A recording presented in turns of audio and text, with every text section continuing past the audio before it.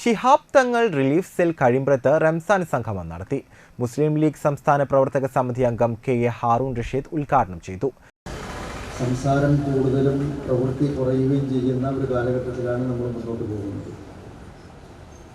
പ്രസംഗത്തിനൊന്നും യാതൊരു കുറവുമില്ല. അങ്ങനെ പ്രസംഗം കേട്ട് നന്നാവണമായിരുന്നെങ്കിൽ മൈക്ക് സെറ്റുകാരനാണ് ആദ്യം നന്നാവേണ്ടത്. കാരണം അദ്ദേഹം കേൾക്കാത്തൊരു പ്രസംഗം ഉണ്ടാവില്ല.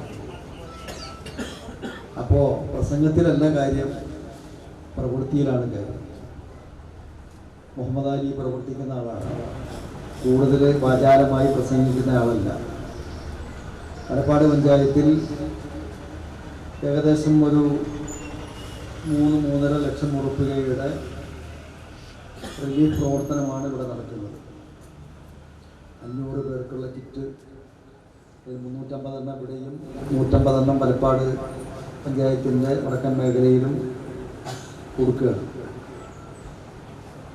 അതുപോലെ തന്നെ രോഗികളായിട്ടുള്ള ആളുകൾക്ക്, രോഗികളെന്ന് പറഞ്ഞാൽ ഞങ്ങൾ കളിക്കുളത്തൊക്കെ വലിയ പരിപാടി നടത്തുന്ന ആളുകളാണ്.